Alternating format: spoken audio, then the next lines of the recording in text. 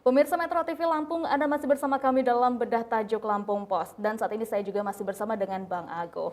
Oke Bang Ago, tadi sedikit kita juga bicarakan ya tentang keharusan adanya status legal pada pekerja migran. Nah, kalau sudah begini, apakah ada upaya yang dilakukan oleh pemerintah? Iya, semestinya pemerintah daerah itu memberikan informasi, kemudahan informasi kepada calon pekerja migran. Mana-mana saja PJTKI itu yang legal, mana PJTKI yang tidak terdaftar dan abal-abal. Nah, informasi seperti ini semestinya mudah didapat. Karena apa? Salah satu musuh dari adanya pekerja migran ilegal ini adalah disinformasi atau informasi yang tidak benar. Gitu. Jadi pemerintah harus memberikan informasi, kemudian informasi, mengakses mana saja PJTKI yang terdaftar. Dari situ masyarakat tentu akan mendaftarkan diri kepada PJTKI yang legal, tentu saja seperti itu. Nah, kedua yang bahkan sudah menjadi kewajiban pemerintah dalam Undang-Undang Nomor 18 tahun 2017 tentang pekerja migran Indonesia itu adalah pemerintah daerah itu sebenarnya berkewajiban untuk memberikan pelatihan kepada calon pekerja migran sebelum berangkat, supaya apa? Mereka dibekali pengetahuan yang cukup, terutama terkait dengan di mana mereka bekerja, ya kan? Bagaimana nanti ketika mereka bekerja di sana, terus apabila mereka mendapatkan persoalan hukum dan lain sebagainya, mereka bisa bertindak. Karena dari berbagai kasus yang terjadi saat ini adalah hampir sebagian besar itu mereka tidak tahu harus berbuat apa, harus bertindak apa, harus melapor kemana. Dan kadang-kadang ya karena keberuntungan atau hal-hal tertentu saja, persoalan itu bisa terungkap ke publik dan bisa ditindaklanjuti oleh pemerintah, ya kan? Saya yakin kalau misalnya hal-hal seperti ini itu sudah benar-benar tersampaikan sebelum mereka berangkat ke luar negeri, kasus seperti ada pekerja migran yang ditahan oleh majikannya kurang lebih sekitar 15 tahun namanya, itu tidak akan terjadi. Oke, berarti memang hal yang perlu untuk diupayakan adalah sosialisasi, betul, dan juga edukasi pada calon pekerja migran. Betul. Jadi memberikan kejelasan masalah legalitas, betul, mana PJTKI yang legal, mana yang ilegal. Kedua, memberikan edukasi, ya, kemudian mensosialisasikan kepada calon pekerja migran di Indonesia. Kenapa? Karena memang harus diakui daya tarik untuk bekerja di luar negeri itu masih cukup tinggi, betul, masih cukup seksi. Oke. Karena mungkin pendapatannya yang jauh lebih besar ketimbang mereka bekerja di dalam negeri.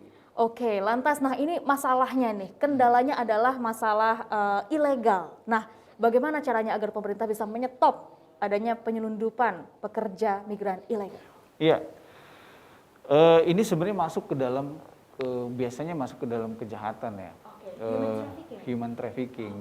Sebenarnya pekerja ilegal ini sebenarnya PJTKI abal-abal ini sebuah kedok kamuflase biasanya dari kejahatan yang lebih serius, yaitu human trafficking. Banyak kasus terjadi dan terjadi pada anak kaum perempuan, ya, di mana mereka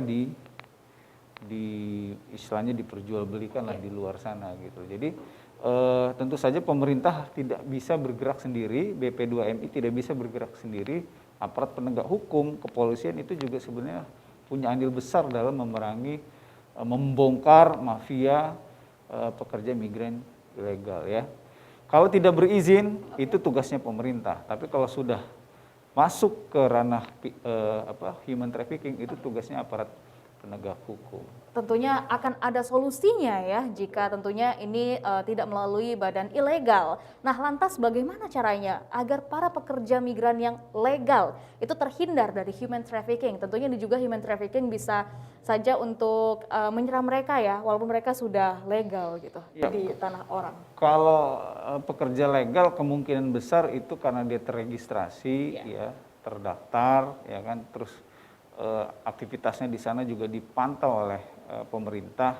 Resiko untuk menjadi korban human trafficking itu kecil. Yang besar itu justru memang yang ilegal. Makanya inilah yang harus digaungkan ke masyarakat, hati-hati untuk memilih penyalur tenaga kerja ke luar negeri, ya. Harus yang ya resmi.